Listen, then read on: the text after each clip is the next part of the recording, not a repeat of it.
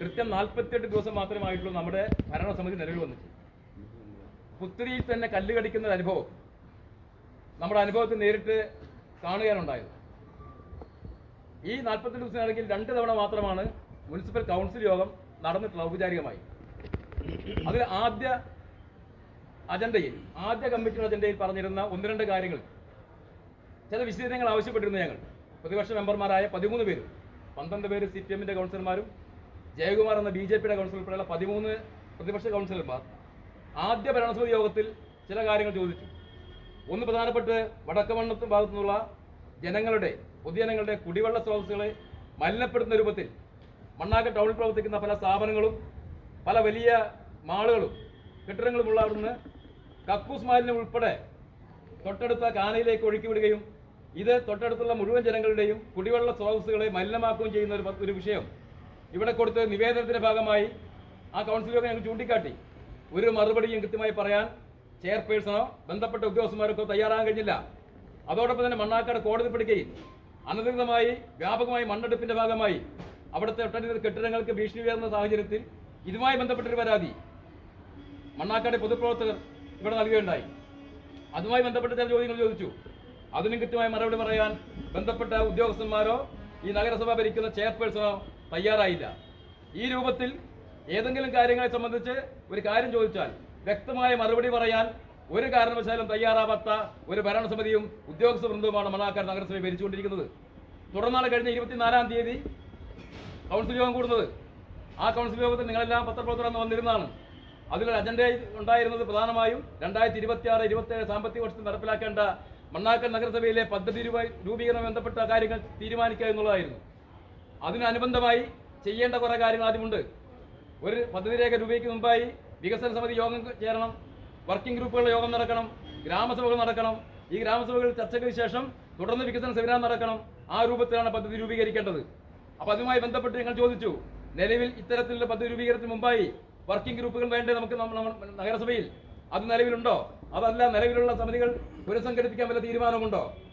അപ്പോൾ അന്ന് ഉദ്യോഗസ്ഥന്മാരായാലും ചെയർപേഴ്സൺ ഉൾപ്പെടെ പറഞ്ഞത് നമുക്ക് സമയബന്ധിതമായി ഈ ഫെബ്രുവരി മാസം 20-ാം തീയതിക്ക് മുമ്പായി പദ്ധതി രൂപീകരിച്ച് DPCയുടെ അംഗീകാരം വാങ്ങേണ്ടതായിട്ടുണ്ട്. അപ്പോൾ അത്രയും നീണ്ട പ്രോസസ്സിംഗ് വരേണ്ട സാഹചര്യം ഉള്ളതുകൊണ്ട് പുതിയൊരു വർക്കിംഗ് ഗ്രൂപ്പുകളോ വികസന സമിതിയോ രൂപീകരിച്ചുകൊണ്ട് നമുക്ക് മുന്നോട്ട് പോകാൻ കഴിയില്ല. അതുകൊണ്ട് നിലവിലെ സംവിധാനം തുടരാനുള്ള സാഹചര്യം ഉണ്ടാവണം. ഞങ്ങളും പ്രതിപക്ഷാംഗങ്ങളും തീരുമാനിച്ചത് ഞങ്ങളുടെ പ്രവർത്തനത്തിന്റെ ഭാഗമായോ ഞങ്ങളുടെ ഇടപെടലിന്റെ ഭാഗമായോ മണ്ണാർക്കാട്ടെ വികസന കാര്യങ്ങളിൽ മുടക്കം വരാൻ പാടില്ല. ആ രൂപത്തിൽ ഞങ്ങൾ അംഗീകരിച്ചു. നിലവിലെയുള്ള വർക്കിംഗ് ഗ്രൂപ്പുകളുടെ യോഗത്തോടു കൂടി ഇതെല്ലാം അംഗീകരിച്ച് കൊടുക്കാൻ ആവശ്യമായ നടപടിയും ഞങ്ങളും തയ്യാറായി സപ്പോർട്ട് ചെയ്തതിന് ഈ കഴിഞ്ഞ 3-ാം തീയതി ആയിരുന്നു വർക്കിംഗ് ഗ്രൂപ്പുകളുടെ യോഗം. 2-ാം തീയതി ഉച്ചയ്ക്ക് ശേഷം മാത്രമാണ് ഇടതുപക്ഷ കൗൺസിലർമാർക്ക് ഇത്തരത്തിലുള്ള വർക്കിംഗ് ഗ്രൂപ്പുകളുടെ യോഗം അറിയിച്ചുകൊണ്ട് തീരുമാനം വരുന്നത്. നിലവിലുള്ള വർക്കിംഗ് ഗ്രൂപ്പുകളിലെ പല ആൾക്കാരും മരണപ്പെട്ടിട്ടുണ്ട്. പലരും സ്ഥലത്തില്ലാത്തവരാണ്. പലരെയും ഈ ഓഫീസിൽ നിന്ന് വിളിക്കാൻ തയ്യാറായിട്ടില്ല. പല വാർഡുകളിലുമുള്ള ഈ വർക്കിംഗ് ഗ്രൂപ്പുകൾ അംഗമായിട്ടുള്ള ആൾക്കാരെ വിളിക്കാൻ വേണ്ടി തയ്യാറായില്ല. 3-ാം തീയതി രാവിലെ വന്ന ശേഷം ഞങ്ങൾ ചോദിച്ചു, ആരാണ് വർക്കിംഗ് ഗ്രൂപ്പിലെ, ഏതെല്ലാമാണ് ലിസ്റ്റ്? 16 വർക്കിംഗ് ഗ്രൂപ്പുകളിലായി നേരത്തെ തീരുമാനിച്ച ആൾക്കാർക്ക് പുറമെ 68ഓളം ആൾക്കാരെ തിരികെ കയറ്റിയവർ.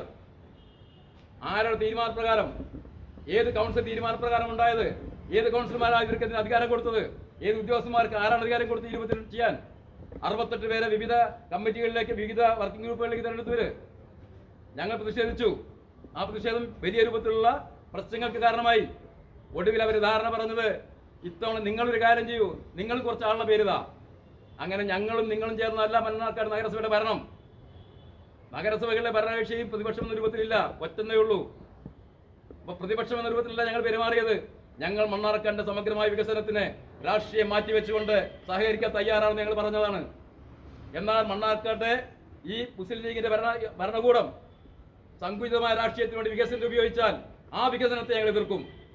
സമഗ്രമായ വികസനമായിരിക്കണം, സന്തുലിതമായിരിക്കണം വികസനം. ഏതെങ്കിലും വാർഡിന്റെ ഏതെങ്കിലും പ്രദേശത്തിന്റെ മാത്രം വികസനമല്ല വികസനം എന്ന് പറയുന്നത്.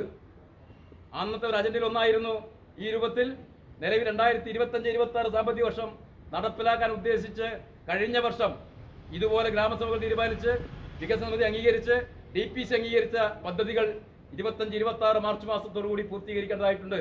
29 വാർഡുകളാണ് മുനിസിപ്പാലിറ്റി ഉണ്ടായിരുന്നത്.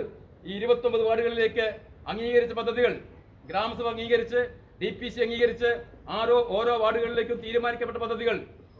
പക്ഷെങ്കിൽ നമുക്കറിയാം പല പദ്ധതികളും ഇതിന് ശേഷം ഇതിനാവശ്യമായ ഭരണാനുമതിയും അതോടൊപ്പം തന്നെ സാങ്കേതിക അനുമതിയും AS ഉം TS ഉം ഉൾപ്പെടെ വാങ്ങിയെടുക്കേണ്ടതായിട്ടുണ്ടാവും. അങ്ങനെ വാങ്ങിയെടുക്കേണ്ട സാഹചര്യത്തിൽ ചില പദ്ധതികൾക്ക് TS കിട്ടാൻ സാധ്യത കുറവാണ്.